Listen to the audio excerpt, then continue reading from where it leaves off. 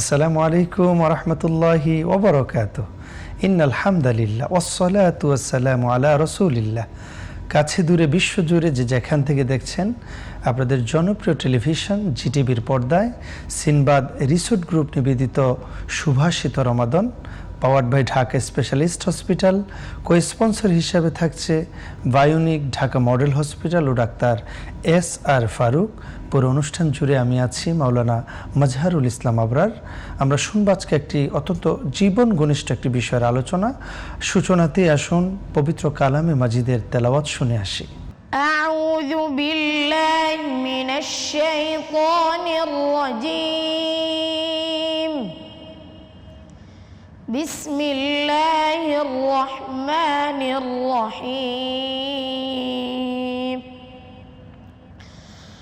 ওয়ামা খালাকনাস সামাওয়াতি ওয়াল আরদা ওয়ামা বাইনাহুমা ইল্লা বিল হক ওয়া ইন্নাস সাআতা লাআতিয়াতুন ফাসফাহিস সাফহাল জামিল। ইন্না রাব্বাকা হুয়াল খাল্লাকুল আলীম। ওয়ালাকাদ আতাইনাকা সাবআন মিনাল মাতানি ওয়াল কুরআনাল আযীম। লা তামুদ্দান্না আইনাইকা ইলা মা মাত্তা'না বিহি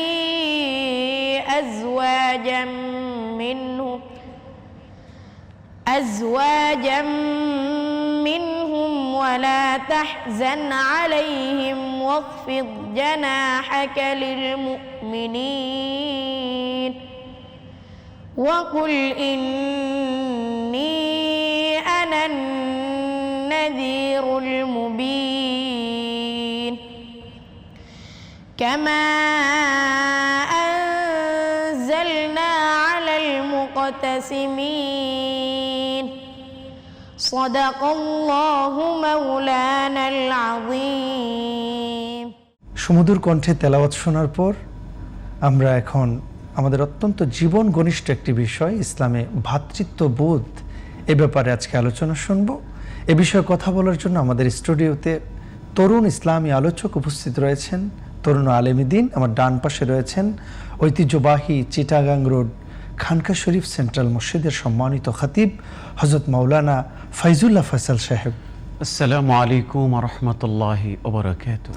আরেকজন তরুণ আলেমীদ্বীন উপস্থিত রয়েছেন হযরত মাওলানা আশিকুর রহমান ভূঁইয়া, খতিব আল আরাফা জামে মসজিদ কুমিল্লা। আসসালামু আলাইকুম ওয়া রাহমাতুল্লাহি ওয়া বারাকাতুহু। অত্যন্ত জীবন ঘনিষ্ঠ একটি বিষয় ইসলামে ভ্রাতৃত্ববোধ। সূচনাতে আমরা যাব মাওলানা ফাইজুল্লাহ ফয়সাল সাহেব আপনার কাছে, যদি মোহতারাম বলেন আসলে ইসলামে ভ্রাতৃত্ববোধ বলতে আমরা কি বুঝি? ভ্রাতৃত্ববোধ ইসলামে মোটা দাগে একটি জায়গা দখল করে রেখেছে। আল্লাহর হাবিব সাল্লাল্লাহু আলাইহি ওয়া আলিহি ওয়াসাল্লাম তিনি যখন মক্কা থেকে হিজরত করে মদিনায় চলে গেলেন, মদিনাবাসীকে আল্লাহর হাবিব সাল্লাল্লাহু আলাইহি ওয়া আলিহি ওয়াসাল্লাম তিনি 4টি বিষয়ে সতর্ক করলেন, মেসেজ দিলেন এবং পাশাপাশি ইন্সপায়ার করলেন। আল্লাহর হাবিব সাল্লাল্লাহু আলাইহি ওয়া আলিহি ওয়াসাল্লাম বলছেন, আইয়ুহান নাস, হে মানব সকল, আফসুস সালাম, তোমরা মানুষদেরকে সালাম প্রদান করো। ওয়া আতাইমুত তুআম, তোমরা মানুষকে খাবার খাওয়াও।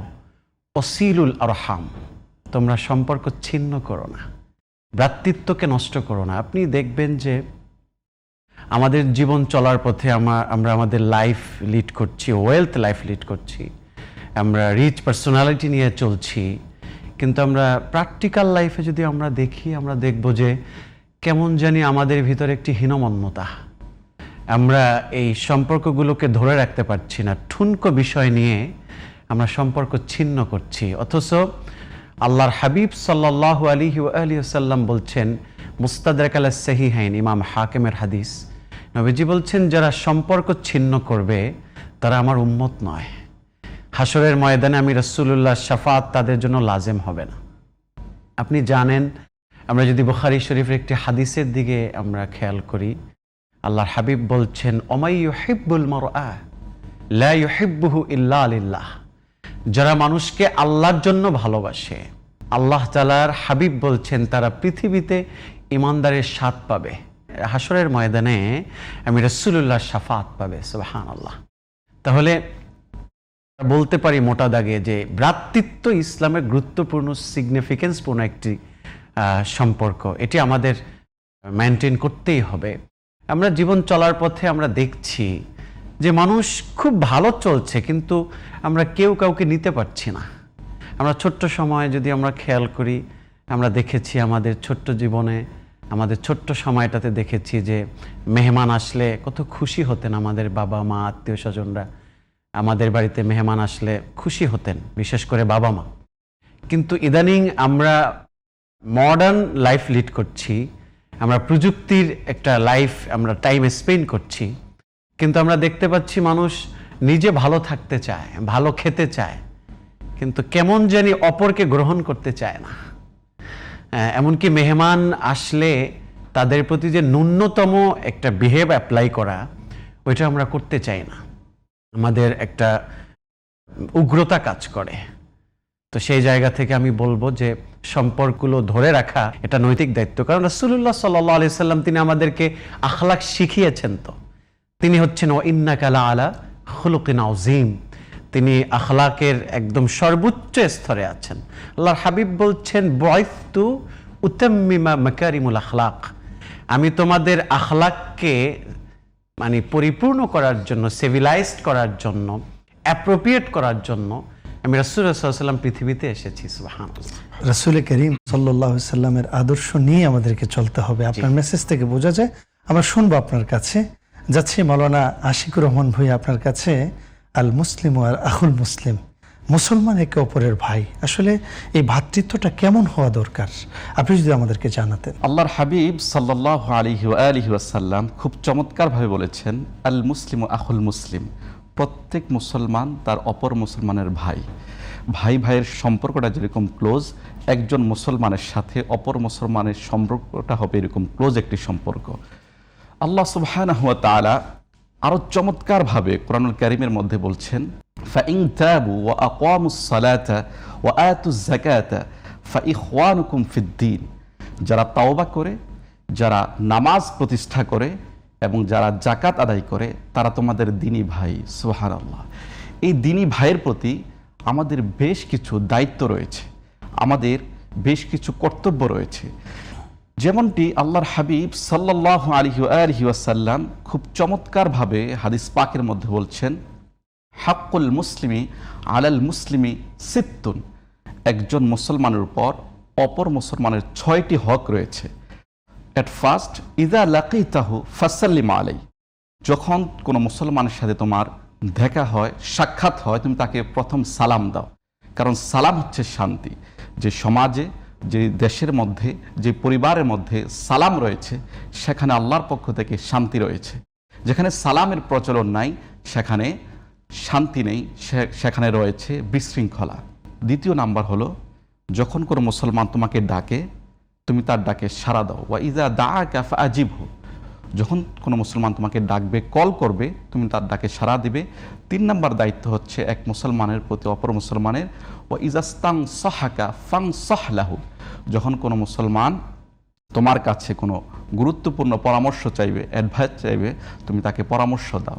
4র্থ নাম্বার হলো, কোনো মুসলমান যদি হাঁচি দেয়, সে যদি যখন বলে আলহামদুলিল্লাহ, ফাশাম্মিতহু, তুমি তার জবাবে বলো ইয়ারহামুকাল্লাহ, তুমি তার হাঁচির জবাব দাও। 5ম নাম্বার হলো, যখন কোনো মুসলমান অসুস্থ হয় তুমি তাকে দেখতে যাও। এই প্রচলনটি আজ আমাদের মধ্যে নেই। কোনো মুসলমান অসুস্থ হয়, আমার একই বাসার মধ্যে অসুস্থ, আমি তাকে দেখতে যাই না। কিন্তু আল্লাহর হাবিবের আদর্শ, কোনো মুসলমান যখন অসুস্থ হবে, ওয়া ইজা মারিদা ফাউদহু, তুমি তাকে দেখতে যাও, তাকে সেবা করো, তাকে একটু তুমি হেল্প করো। কারণ এক মুসলমান যদি অপর মুসলমানের সাহায্যে দাঁড়ায়, পাশে দাঁড়ায়, আল্লাহ সুবহানাহু ওয়া তাআলা সেই মুসলমানের উপর তার সাহায্যকে অবধারিত করে দেন। 6ষ্ঠ নাম্বার, এক মুসলমানের উপর অপর মুসলমানের হক হচ্ছে, ও ইযা মাতা, যখন কোনো মুসলমান ইন্তেকাল করে, দুনিয়া মায়া ত্যাগ করে চলে যায়, তখন যেন অপর মুসলমান তার জানাজার মধ্যে শরিক হয়। আপনি দেখুন, আল্লাহর হাবিবের এই সুন্নতগুলো আজ আমরা মানছি না। আজ এই পৃথিবীর মধ্যে 57টি মুসলিম দেশ আমাদের অধীনে, প্রায় 200 কোটির উপরে আমরা মুসলমান, কিন্তু বিশ্বের যেখানে নির্যাতন সেখানে আমরা মুসলমান। বিশ্বের যেদিকে আমরা তাকাই, কি আরাকানে, কি সিরিয়াতে, কি মধ্য আফ্রিকার দেশগুলোর মধ্যে, যেখানে আমরা তাকাবো সেখানে দেখবো আমরা মুসলমান নির্যাতিত। এর মূল কারণ হচ্ছে আমাদের সম্পদ আছে, আমাদের অর্থ আছে, আমাদের লোকজন আছে, আমাদের দেশ আছে, প্রায় 57টি দেশ আমাদের অধীনে, কিন্তু আমাদের মধ্যে ইউনিটি নাই। অথচ unity is power, unity is strength, unity হচ্ছে একটা শক্তি। এই ইউনিটি না থাকার কারণে সারা বিশ্বে আজ আমরা নির্যাতিত। প্রিয় আলোচক মাওলানা ফাইজুল্লাহ ফয়সাল সাহেব যদি বলতেন ভ্রাতৃত্ববোধের আসলে গুণাবলীগুলো কি হওয়া দরকার? আমরা যদি ভ্রাতৃত্বের গুণাবলী আমরা ফাইন্ড আউট করতে চাই, আমরা প্রথমেই বলতে চাই সদাচরণ। আমরা একে অপরের প্রতি সহনশীলতা, সহানুভূতি প্রকাশ করা, ইত্তেফাক হয়ে চলা। সদাচরণের ব্যাপারে আল্লাহ সুবহানাহু ওয়া তাআলা বলছেন, অকুলু লিন্নাসি হুসনা, তোমরা মানুষের সাথে সুন্দর আচরণ করো। সুবহানাল্লাহ। আল্লাহর হাবিব সাল্লাল্লাহু আলাইহি ওয়া আলিহি ওয়াসাল্লাম বলছেন, কুল্লু মারুফিন সাদাকাহ। একে অপরের প্রতি যেই কাজগুলো আমরা অ্যাপ্লাই করি প্রতিটি কাজই সাদাকা, তবে এর ভিতরে অন্যতম সাদাকা হচ্ছে তাবাসসুম, হাসি। সুবহানাল্লাহ। আমরা অবশ্যই একে অপরের প্রতি ইসলামিক সম্ভাষণের পাশাপাশি আমরা তাবাসসুম, হেসে কথা বলা, হৃদয় থেকে কথা বলা, মানে আমাদের কথাগুলো শুনলে যাতে মনে হয় যে হৃদয় থেকেই বলছে। আপনি জানেন যে আল্লাহর হাবিব সাল্লাল্লাহু আলাইহি ওয়াসাল্লাম তার মানা এমন ছিল, তার ফিতরত এমন ছিল, তার আদাত এমন ছিল, কারোর সাথে মুসাফা করলে আল্লাহর হাবিব নিজের থেকে আগে হাত সরাতেন না যতক্ষণ পর্যন্ত উনি না সরাতেন। নবীজি কখনোই তার ভুরু উচকে কথা বলতেন না। তিনি আল্লাহর হাবিব সাল্লাল্লাহু আলাইহি ওয়াসাল্লাম তিনি তাবাসসুম, হেসেই কথা বলতেন। যারা কথা শুনতেন তারা আশ্চর্যান্বিত হতেন। আপনি জানেন কাফের মুশরিক বেদিনরা কিন্তু আল্লাহর হাবিবের আচরণবিধি অনেক সময় তারা বুঝতে পেরে ইসলাম গ্রহণ করেছে। একথা আল্লাহ কোরআনেও বলেছেন। আল্লাহ বলেছেন, ফাবিমা রাহমাতিম মিনাল্লাহি লিনতা লাহুম ওয়ালাউ কুনতা ফাযযান গলিযাল কলবি লাফাদ্দু মিন হাওলিক। আল্লাহু আকবার। আল্লাহ পাক বলছেন, সার কথা হলো হাবিব, আপনি যদি কর্কশ ভাষী হতেন, আপনার যদি কণ্ঠের ভিতরে মাধুর্যতা না থাকতো, আপনার যদি লিসানের ভিতরে মধু না থাকতো, তাহলে আপনার থেকে কাফের মুশরিক বেদিনরা মুখ ফিরিয়ে নিত। তো আপনি জানেন যে আল্লাহ হাবিব সাল্লাল্লাহু আলাইহি ওয়াসাল্লাম ইসলামের সুমহান এই বিজয়, এটা অস্ত্র দ্বারা হয়নি, এটা অবশ্যই আখলাক দ্বারা, আদর্শ দ্বারা, ভ্রাতৃত্ব দ্বারা এবং চমৎকার আচরণবিধি দ্বারা। ইসলামের বিজয়ের ক্ষেত্রে অস্ত্র ব্যবহার হয়েছে, কিন্তু আমাদের মূল অস্ত্র ছিল আমাদের কথা, আমাদের জবানের চমৎকার কথা। তাই সুন্দর কথা, সুন্দর আচরণ, এটি সাদাকা। আমরা একে অপরের প্রতি সুন্দর আচরণ করব, নাম্বার 1। নাম্বার 2 হলো আল্লাহর হাবিব সাল্লাল্লাহু আলাইহি ওয়াসাল্লাম চমৎকার করে বলেছেন যে তোমাদের যেটা তোমরা করবে ভ্রাতৃত্ব বন্ধনে, সেটি হচ্ছে তোমরা ভালো মানুষের সাথে সঙ্গ দিবে। সুবহানাল্লাহ। আপনি জানেন যে ভালো মানুষের সাথে চলার আলাদা একটা বারাকা আছে, এবং আল্লাহ তাআলা কোরআনেও বলেছেন, আল্লাহ বলছেন, আল্লাহু ওয়ালিয়্যুল্লাযীনা আমানু ইউখরিজুহুম মিনাজ-যুলুমাতি ইলান-নূর। যারা আমি আল্লাহর পথে চলে, আমি আল্লাহকে বন্ধু মানে এবং আমার অনুসারী যারা, তাদের সাথে যারা চলে, তাদেরকে আমি আল্লাহ তাআলা অন্ধকার থেকে টেনে আমি তাকে আলোর পথে চালাবো। সিরাতে মুস্তাকিমের রাস্তায় তাকে রেখে তাকে টেনে টেনে নূরুহুম ইয়াসআ বাইনা আইদিহিম ওয়া বিআইমানিহিম বুশরাকুমুল ইয়াউম, তাকে আমি নূরান্বিত করে তাকে ডেস্টিনেশন জান্নাতে পৌঁছে দিব। সুবহানাল্লাহ। আর যারা সৎকর্মশীলদের সাথে থাকবে না, আল্লাহর সাথে যারা সম্পর্ক রাখবে না, তাদের বন্ধু হবে শয়তান। আল্লাযীনা কাফারু আউলিয়াহুমুত তাগুত, যারা শয়তানের সাথে কিংবা বাতিলদের সাথে কিংবা অনৈতিক ব্যক্তিদের সাথে যারা চলবে, তাদের কিন্তু বন্ধু হবে শয়তান, তাদেরকে টেনে টেনে শয়তান জাহান্নামে পৌঁছে দিবে। যে আমাদের এই ভ্রাতৃত্ববোধ নষ্ট হয়ে যাচ্ছে। আজকে দেখা যায় এক ভাই আরেক ভাইকে দেখছে না, একই ঘরে থাকে কিন্তু এক ভাই আরেক ভাইয়ের সাথে সম্পর্ক থাকছে না, মুসলিম মুসলমানের ভাই এক ভাই আরেক ভাইয়ের সাথে সম্পর্ক থাকছে না। এই যে সমস্যাগুলো কি কি কারণ আপনি কোট করেছেন আমাদেরকে যদি একটু জানাতেন। ভ্রাতৃত্ববোধ নষ্ট হয় যে কারণগুলোতে প্রথমত হচ্ছে মিথ্যা। আমরা মিথ্যা থেকে দূরে থাকব, কারণ আল্লাহর হাবিব বলেছেন তোমরা মিথ্যা থেকে দূরে থাকো। ফাইন্নাল কিযবা, কারণ মিথ্যা তোমাদেরকে ইয়াহদি ইলাল ফুজুর, সমস্ত পাপাচারের দিকে নিয়ে যাবে। দ্বিতীয় নাম্বার, আমরা কখনো গীবত করব না, আমরা মানুষকে অসম্মান করব না, কারো বহতান আমরা চর্চা করব না, মানুষদেরকে আমরা কোনোভাবে কষ্ট দিব না।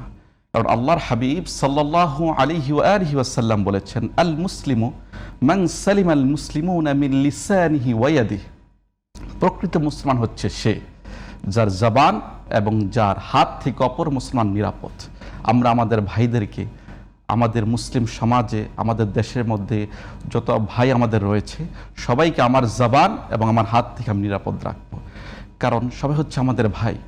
আল্লাহ সুবহানাহু ওয়া তাআলা কোরআনুল কারীমের মধ্যে বলছেন আল মুমিনুনা ওয়াল মুমিনাতু বা'দুহুম আউলিয়াউ বা'দ, যারা মুমিন, যারা মুসলমান প্রত্যেকে ভাই ভাই। আমরা যদি আমাদের এই ভাইয়ের ভ্রাতৃত্ব বন্ধন সুসম্পর্ক বজায় রাখতে পারি, আল্লাহ সুবহানাহু ওয়া তাআলা বলছেন উলাইকা সায়ারহামুহুমুল্লাহ, তাহলে অবশ্যই কন্টিনিউ আল্লাহ পাক আমাদের উপর তার রহমতকে অবধারিত করবেন। আর আমরা যদি আল্লাহর পক্ষ থেকে রহমত পেতে চাই তাহলে আমাকে অপর মানুষের উপর রহমত করতে হবে, কারণ আল্লাহর হাবিব বলেছেন ইরহামু তুরহামু, তুমি অপরের প্রতি রহমত করো, রহমশীল হও, আল্লাহ পাক তোমার উপর রহমত করবে। আল্লাহর হাবিব সাল্লাল্লাহু আলাইহি ওয়াসাল্লাম আরো চমৎকারভাবে বলেছেন ইরহামু মান ফিল আরদ, জমিনের মধ্যে যারা আছে তুমি সকলের উপর রহমত করো, ইয়ারহামুকুম মান ফিস সামা, যিনি আকাশে রয়েছেন আমাদের রব আল্লাহ সুবহানাহু ওয়া তাআলা অবশ্যই তিনি তোমাদেরকে তার রহমত দিয়ে ধন্য করে দিবেন। এবং এই রহমতটা শুধুমাত্র দুনিয়ার মধ্যে সীমাবদ্ধ থাকবে নয়, এমনটা নয়, বরং এই রহমত থাকবে আখিরাতে, পরকালে। কারণ আল্লাহর হাবিব সাল্লাল্লাহু আলাইহি ওয়াসাল্লাম খুব চমৎকারভাবে একটি বিখ্যাত হাদিস পাকের মধ্যে এসেছে। হাদিসটি আল্লাহর হাবিব বলেছেন সাবআতু ইউযিল্লুহুমুল্লাহু ফি যিল্লিহি ইয়াওমা লা যিল্লা ইল্লা যিল্লুহ, কাল কিয়ামতের দিন যখন অবস্থা হবে এমন, এক ভাই তার ভাই থেকে পলায়ন করবে, ইয়াওমা ইয়াফিরুল মারউ মিন আখিহি, ভাই ভাই থেকে পালাবে, ওয়া উম্মিহি ওয়া আবি, ভাই থেকে পালাবে মানুষ, বোন থেকে, বাবা থেকে, মা থেকে, অর্থাৎ পৃথিবীর সমস্ত বন্ধন যখন শেষ হয়ে যাবে, যেদিন সূর্য চলে আসবে মাথার উপরে, যেদিন সমস্ত মানুষের কথা একটাই থাকবে, আজকে পালাবার পথ কোথায়, আজকে আমরা কোন দিকে পালাবো, কোথায় গেলে একটু স্বস্তি পাবো, সেদিন আল্লাহ রাব্বুল আলামিন 7 শ্রেণীর মানুষকে তার আরশে আজিমের ছায়া দিয়ে ধন্য করবেন। তার মধ্যে ওই শ্রেণীর বান্দারা ওয়ারাজুলানে তাহাব্বা ফিল্লাহ ইজতামা আলাইহি ওয়া তাফাররাকা আলাইহি, যারা মানুষদেরকে মহব্বত করতে আল্লাহর জন্য, আবার সম্পর্ক ছিন্ন করতে আল্লাহর জন্য, এই সমস্ত মানুষদেরকে আল্লাহ পাক তার আরশে আজিমের ছায়া দিবেন। শুধুমাত্র ছায়া দিবেন একা নয়, বরং আল্লাহ পাক তাদেরকে ডেকে ডেকে ছায়া দিবেন। আল্লাহর হাবিব সাল্লাল্লাহু আলাইহি ওয়াসাল্লাম অন্য হাদিস পাকের মধ্যে আরো ব্যাখ্যা করে বলেছেন, আল্লাহ পাক কাল কিয়ামতের দিন ডাক দিয়ে বলবেন আইনাল মুতাহাব্বুন বিজালালি, যারা দুনিয়াতে শুধুমাত্র আমি আল্লাহর জন্য অপর মানুষকে ভালোবেসেছো তারা আজকে কোথায়, আসো আজকে আমি তোমাদেরকে আমার আরশে আজিমের ছায়া দিয়ে ধন্য করে দিব। এবং অপর হাদিসে আল্লাহর হাবিব সাল্লাল্লাহু আলাইহি ওয়াসাল্লাম তার মহাব্বত আমরা সকলে আশা করি। আল্লাহর হাবিবের মহাব্বতটা হচ্ছে ঈমান, কিন্তু আল্লাহর হাবিবের মহাব্বত আমরা কিভাবে পাবো? আমার প্রিয় রসুল করিম সাল্লাল্লাহু আলাইহি ওয়া আলিহি ওয়াসাল্লাম বলেছেন ওয়াজাবাত মাহাব্বতি লিল মুতাহাব্বিনা ফিয়া, যারা আমি রসুলের কারণে অপর মুসলমানকে ভালোবেসেছে তাদের জন্য আমি রসুলের মহাব্বত, ভালোবাসা অবধারিত। সুবহানাল্লাহ। তাই আসুন আমরা অপর মুসলমানকে ভালোবাসবো আল্লাহর জন্য। আপনি চমৎকার বলছিলেন, আপনাদের দুজনকেই আমাদের স্টুডিও থেকে ধন্যবাদ জানাচ্ছি কষ্ট করে আসার জন্য। জাযাকাল্লাহ। প্রিয় দর্শক, সময় হয়েছে আমাদের আজকের মতো বিদায় নেওয়ার। যারা আমাদের সাথে এতক্ষণ ছিলেন আপনাদেরকে ধন্যবাদ। ঠিক একই টেলিভিশনের পর্দায় একই সময়ে দেখা হবে অন্য কোনো অতিথিদের সাথে। আমাদের সাথেই থাকুন, শুনুন একটি ইসলামী নাশিদ। আসসালামু আলাইকুম ওয়া রাহমাতুল্লাহি ওয়া বারাকাতুহু। মাগফিরাতের আকুল আরজি শোনো শোনো দয়াময়, এই রমজান জীবনের সেরা রমজান যেন হয়। মাগফিরাতের আকুল আরজি শোনো শোনো দয়াময়, এই রমজান জীবনের সেরা রমজান যেন হয়। রাইয়ান থেকে ভেসে আসা ঘানে সজীবতা দিও মোদের প্রাণে, ও রাইয়ান থেকে ভেসে আসা ঘানে সজীবতা দিও মোদের প্রাণে। সারাটা বছর তার অনুভূতি এই হৃদয়ে যেন রয়, এই হৃদয়ে যেন রয়। আল্লাহ আল্লাহ আল্লাহ আল্লাহ আল্লাহ আল্লাহ আল্লাহ আল্লাহ আল্লাহ আল্লাহ আল্লাহ আল্লাহ।